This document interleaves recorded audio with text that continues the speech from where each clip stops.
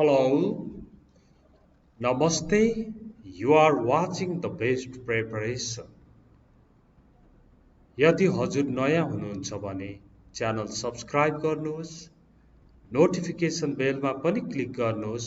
त्यसो भयो भने मैले भिडियो अपलोड गर्ने बित्तिकै तपाईलाई नोटिफिकेसन आउनेछ।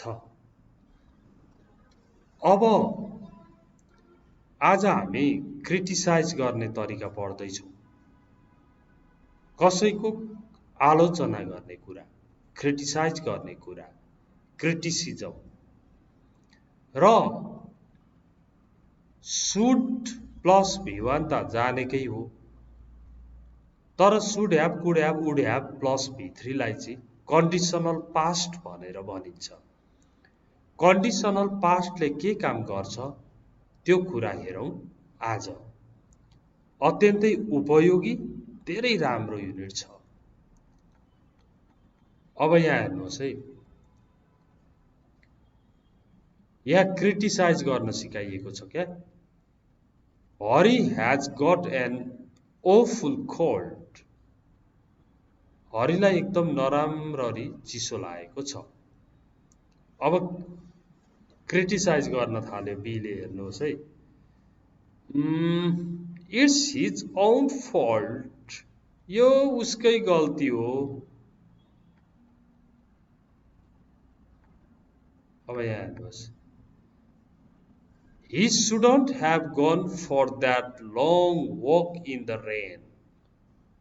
पानीमा भिजेर त्यत्रो वकिङ गर्न जानु हुने थिएन। And he should have been wearing a raincoat. उनले रेनकोट लगाइराखेको हुनु पर्थ्यो भनेर भन्यो। यो he shouldn't go भनेको जानु हुँदैन, जानु पर्दैन हो, तर shouldn't have gone भनेको चाहिँ जानु हुने थिएन, जानु हुँदैन थियो भनेको हो। अब फेरि अर्को हेर्नुहोस् है, Arjun missed the train. Arjun missed the train.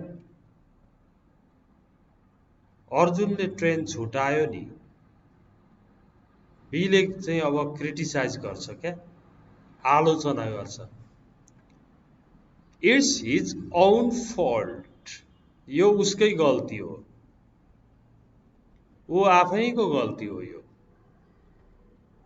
He should have been careful about the departure time. He should have been careful. ऊ केयरफुल हुनु पर्थ्यो नि। He should have been careful about the departure time. छुट्ने समयसँग ऊ, ट्रेन छुट्ने समयसँग सतर्क हुनु पर्थ्यो नि त। अथवा he shouldn't have been reading a book in the waiting room. त्यो ट्रेन पर्खिने रुममा बसेर किताब पढिराखेका हुनुहुने थिएन। किताब पढिराखेको थियो डिपली, ट्रेन आयो गयो थाहा नै भएनछ। उसका दुईटा गल्ती देखाइदियो। के रहेछन् भने, एउटा भन्यो इट्स इट्स ओन फल्ट भनेको चाहिँ उसको आफ्नै गल्ती हो भयो। अनि गल्ती कसरी देखाइदियो भने, एउटा कुरो के हुनुहुने थिएन, he should have been careful about the departure time. Train छुट्ने समय प्रति ऊ चाहिँ केयरफुल हुनु पर्थ्यो नि त, एउटा। अर्को कुरो, he shouldn't have been reading a book in the waiting room. ऊ वेटिङ रुममा किताब पढिराखेका हुने थिएन। पढ्न थालेछ, छुटाइदियो। त्यो बुझिएन भने पनि अब यो बुझिन्छ, हेर्नु है। सबिना बर्न्ट हर ह्यान्ड। सबिनाले उनको हात डढाइन्। हात डढ्यो क्या, हात डढ्छ नि, के गरिरहेको, के झिक्न खोज्यो, हात डढ्छ। बन्ट गरिन् सबिना बन्ट हर ह्यान्ड सबिनाले हात डढाइ भनेर भने कसले हो बीले क्रिटिसाइज गर्छ क्या आलोचना गर्छ इट्स हर ओन फल्ट यो उनी आफैको गल्ती हो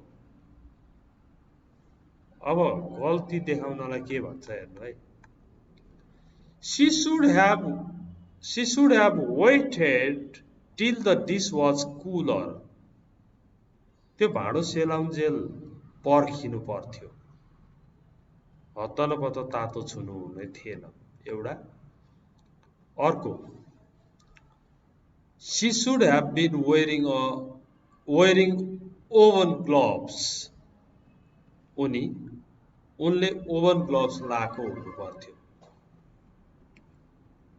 उनले ओभन ग्लोभ्स जुन किचनमा लाइन्छ तातोहरूबाट बच्न ग्लोभ्सहरू पन्जाहरू त्यो लाइराख्या हुनु पर्थ्यो भनेर भन्यो यहाँ अर्को टिप्नु पर्यो भने हामी चाहिँ के भन्छौँ यहाँ हेर्नु के लेखेको छ सरी पट होल्डर युज गरिराख्या हुनु पर्थ्यो भन्नु पर्यो भने she should have been using a pot holder उनले पट होल्डर प्रयोग गर्या हुनु पर्थ्यो अब अर्को हेर्नुहोस् यहाँ रिता ड्राउन्ड इन द लेक रिता तालमा डुबिन् इट्स हर ओन फल्ट यो उनी आफैको गल्ती हो किन के हुनु पर्थ्यो त she shouldn't have gone boating alone boating गर्न एक्लै जानु हुने थिएन एउटा she shouldn't have gone boating alone एक्लै जानु हुन्थेन एउटा अर्को she should have been wearing a life jacket उनले लाइफ ज्याकेट लाइराखेको हुनु पर्थ्यो बोटिङ गर्दा लाइफ ज्याकेट लाइराख्या हुनु पर्थ्यो उनी एक्लै बोटिङ गर्न जानु हुने थिएन अब यहाँ हेर्नुहोस् अर्को Tom was bitten by a dog. A dog beat Tom. Tom was bitten by a dog. कुकुरले टोक्यो होइन त टमलाई कुकुरले टोक्यो अब आलोचना गर्नुपर्नेछ क्रिटिसाइज गर्नुपर्नेछ इट्स हिज ओन फल्ट यो ऊ आफ्नै गल्ती हो he shouldn't have teased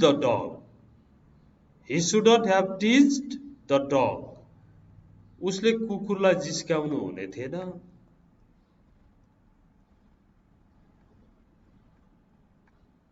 okay अनि यसपछि यहाँनेरि एउटा होमवर्क दिएको छ यो होमवर्क गर्नुपर्ने हुन्छ तपाईले के छ त होमवर्क भन्दाखेरि हेर्नु है Sabin's purse was stolen.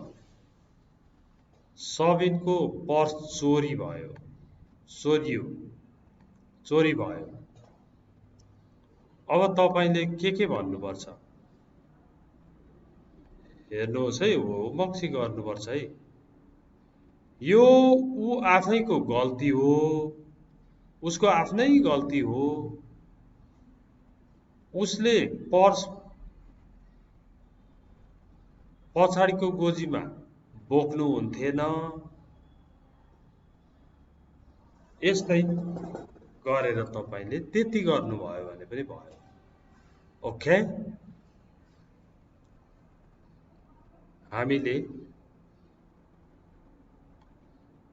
के पढेको भन्दा मेकिङ क्रिटिसिजम भन्ने पाठ पढेको मेकिङ क्रिटिसिजम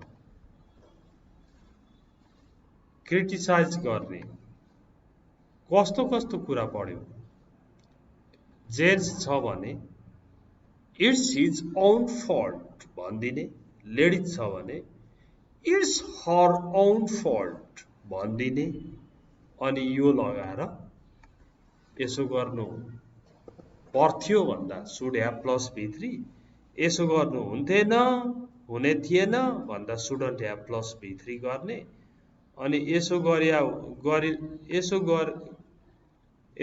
हुनु पर्थ्यो भन्दाखेरि चाहिँ should have been plus V4 यसो गर्दै हुनु हुने थिएन भन्दाखेरि shouldn't have been plus V4 okay thanks for watching it see you next time and very happy new year 2078